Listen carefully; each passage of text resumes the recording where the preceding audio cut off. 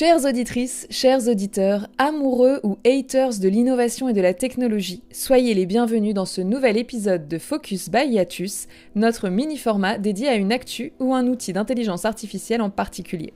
Je suis toujours bien accompagnée de mon acolyte expert Gilles Guéraz, et aujourd'hui, il sera question de notre cœur de métier, ou notre métier de cœur, enfin comme vous préférez. Nous sommes tous les deux réalisateurs et nous vous parlons de Sora, la nouvelle IA de génération vidéo, que OpenAI a littéralement sorti de son chapeau il y a une quinzaine de jours. Il semblerait que Sora représentera un bond technologique comparable au passage du Nokia 3310 à l'iPhone 16. Alors trêve de suspense insoutenable, préparez-vous à en voir, ou plutôt à en entendre de toutes les couleurs. C'est parti, notre exploration commence maintenant. Intelligence artificielle. Générative.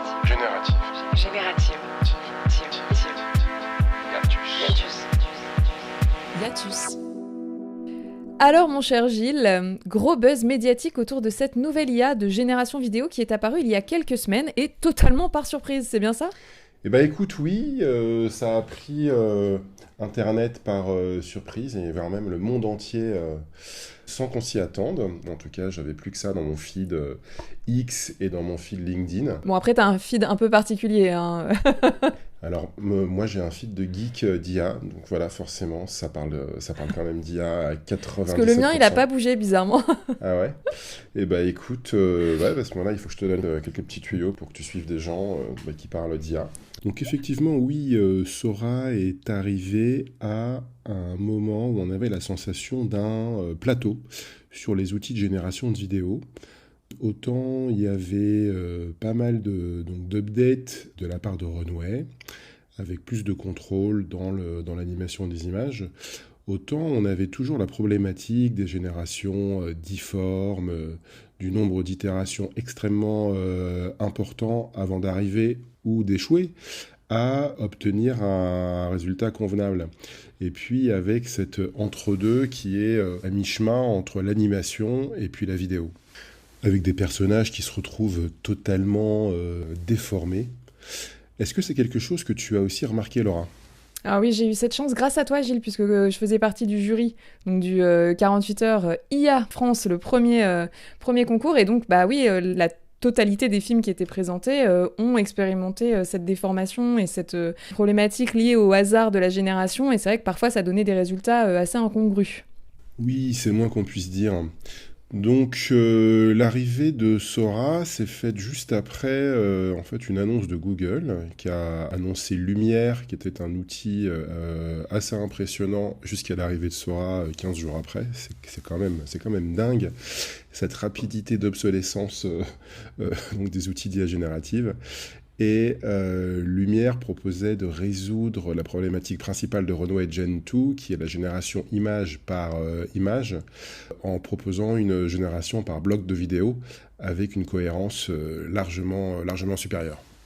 Et là où ça a surpris énormément de personnes, c'est qu'on n'attendait pas une telle révolution vidéo venir de la part d'OpenAI, dont le domaine d'expertise quand même reste le LLM, donc ChatGPT, même s'ils font aussi la génération d'images avec DALL-E. DALL-E n'étant pas le générateur d'images le plus performant, et même s'ils font aussi la synthèse vocale avec Whisper.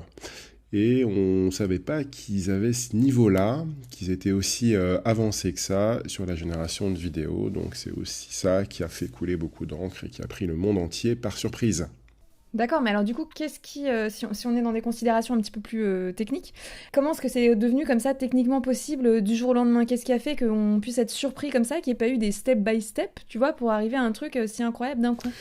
Écoute, je penche en faveur d'une approche différente de la part des ingénieurs d'OpenAI dans les modèles génératifs de vidéos. Voilà, jusqu'à présent, on était, je pense, parti de la génération d'images et on essayait de voir ce qu'on pouvait en faire en l'animant. Ça veut dire en générant successivement 200, 300 images sur la base d'une image clé, qui était la première image, celle de référence, celle qu'on va animer dans Runway. Et voilà, et en fait avec un aspect toujours aléatoire dans l'IA générative qui générait toutes les déformations, les problématiques dont j'ai parlé précédemment. Je pense que OpenAI a pris en fait une nouvelle route, un chemin différent, une approche différente dans la génération de vidéos pour nous proposer quelque chose de révolutionnaire par rapport à ce qu'on avait vu avant. Et d'après mes recherches, il y aurait aussi la supposition forte qu'ils aient utilisé des moteurs de rendu de jeux vidéo, typiquement Unreal Engine, pour entraîner le modèle et pour avoir vraiment toute cette cohérence dans les mouvements de caméra, dans les travelling, etc. Alors, ok, alors je vais faire ma sceptique de base juste une seconde, mais si j'ai bien suivi ce que tu m'as dit, pour l'instant, la seule chose qu'on a vue de Sora, c'est des démos. Des démos qui ont été diffusées par OpenAI, j'imagine. Est-ce qu'on est sûr que Sora sera... Sora. Oh, j'ai même pas fait exprès celle-là. Que Sora sera aussi performant que ça en a l'air. On a déjà vu quand même des cas où, et je me rappelle que tu m'en as parlé, où les démos étaient très prometteuses et puis derrière, pas si ouf que ça. Écoute, je pense qu'on peut dire de manière très très claire qui verra Sora. Voilà, merci de rire à cette vanne, Laura. De manière un peu plus sérieuse, c'est vrai qu'on a tous été échaudés par les démos un petit peu mensongères ou alors prometteuses d'outils comme Pika, qui s'est avéré beaucoup plus compliqué à l'usage d'obtenir des résultats dignes de ce que montrait la bande de démo. On avait des soupçons aussi sur celle de Google Lumière qui était quand même assez impressionnante avant de voir celle de Sora. Après, la différence, c'est que jusqu'ici, je trouve qu'OpenAI a quand même pas mal délivré ses promesses. Parce qu'il ne faut pas oublier que avant la sortie de ChatGPT 4, on avait juste un outil de génération de texte. Et là, on a eu des bandes démos qui nous montraient qu'il était capable de reconnaître une image, de l'identifier, de la déchiffrer, ce que je trouve quand même dingue, d'interagir avec des PDF, avec du son. C'était quand même extrêmement spectaculaire et la promesse a été tenue finalement. Donc, moi, j'aurais plutôt envie d'y croire. Donc, j'ai envie de te répondre wait and see, mais avec une certaine impatience. Parce que concrètement, la sortie de Sora, c'est prévu pour quand ? Alors écoute, a priori, on partirait sur la fin de l'année, ce qui peut paraître très très loin, vu d'ici et vu la vitesse à laquelle les outils d'IA générative évoluent. Il y a des rumeurs qui disent que les raisons à cela seraient dues aux élections américaines qui auront lieu au mois de novembre, et que les capacités de Sora, qui sont extrêmement spectaculaires dans le photoréalisme vidéo, pourraient potentiellement poser une menace à la démocratie par l'utilisation de deepfake. Et je pense qu'il y a aucun éditeur qui veut être tenu responsable de ça. Donc la meilleure option serait de sortir l'outil après les élections et non pas avant les élections. Voilà un peu la théorie. Ah, mais c'est pour ça, parce que je me disais, si tout est prêt, s'ils peuvent déjà faire des vidéos sur demande sur Twitter, quel est l'intérêt de reporter alors qu'on est en février au calendrier grec, quoi. Donc, et tu penses que j'avais pas du tout pensé à cette interprétation-là, c'est assez intéressant. Écoute, là, en t'écoutant, effectivement, ça semble assez évident que Sora marque un vrai tournant dans l'histoire de la génération vidéo par l'IA générative. Est-ce qu'au-delà de la vidéo comme outil, comme on en parle toi et moi comme réalisateur, tu as la sensation que ça marque un tournant plus général, presque, je sais pas, est-ce que ça aura un impact sociétal, éthique, puisqu'on aime bien poser ces questions ici chez Hiatus, qu'est-ce que ça marque en fait comme tournant pour nous ? Je dirais que sans doute que la raison principale qui fait que Sora a fait couler autant d'encre, c'est que c'est une vraie révolution. Et alors, donc révolution est un terme qui devient récurrent depuis l'arrivée de l'IA générative et qui est souvent galvaudé. Mais là, je pèse les mots.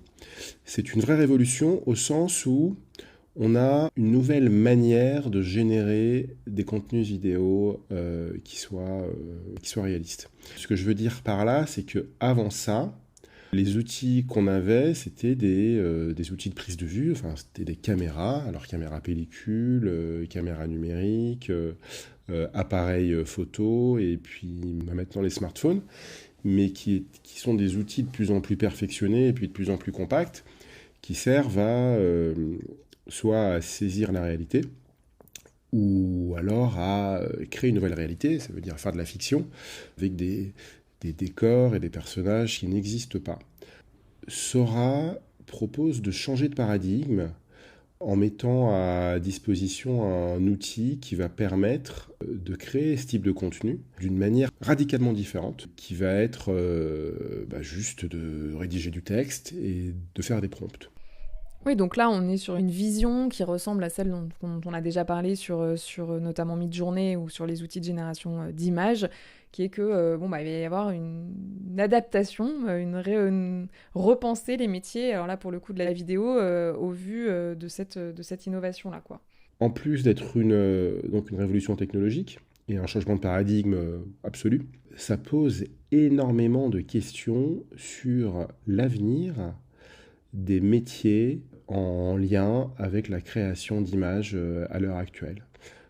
Tous les gens qui font des images mouvantes, donc des vidéos, du cinéma, tous ces corps de métiers-là risquent potentiellement de travailler différemment, d'être impactés avec des magnitudes différentes par ce type d'outils. Donc je pense que c'est ça aussi qui se joue et qui fait aussi débat, c'est ce changement extrêmement radical, profond, disruptif, on peut l'appeler de plein de manières différentes, qui pose énormément de questions. Si je devais résumer, je dirais que Sora nous fait entrer dans une nouvelle ère de génération vidéo, et c'est pour cela que Sora est un sujet important. La seule info dont je suis sûre, c'est que nous arrivons au terme de ce focus.